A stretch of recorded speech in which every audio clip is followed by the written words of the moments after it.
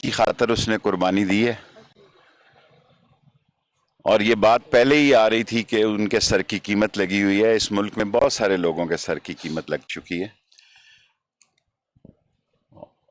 اور ان کو گولی لگی ہے۔ اب کینیا پولیس نے بھی یہ کہہ دیا ہے، اور جان بوجھ کر جو انفلوئنس ایجنٹ ہیں وہ یہ تاثر دے رہے ہیں کہ کوئی حادثہ، یہ خبر نہ دی جائے۔ اور ارشد شریف نے جس تحقیق کے ساتھ اس ملک میں جرنلزم کیا، جتنی محنت کی، جو ڈاکومنٹ لا رہا تھا، جو مووی آ رہی تھی کرپشن پہ، اصل میں وہ اسی کے لیے کینیا گیا تھا۔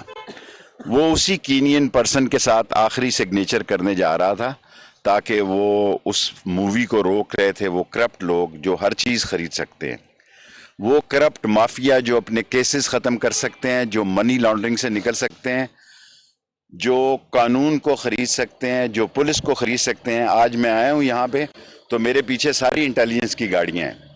آپ دیکھیں کس قدر ظلم ساری دنیا کو میں کہنا چاہتا ہوں کہ میں لال حویلی سے نکلا ہوں، اسلام آباد میں داخل ہوا ہوں، میں ایک شہید کے افسوس کے لیے آ رہا ہوں، اور میرے ارد گرد انہوں نے گاڑیاں لگائی ہوئی ہیں۔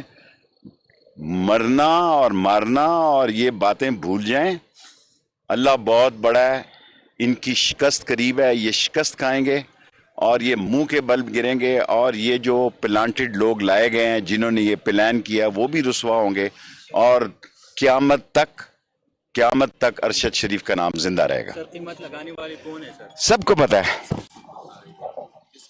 جی ہیلو۔ آپ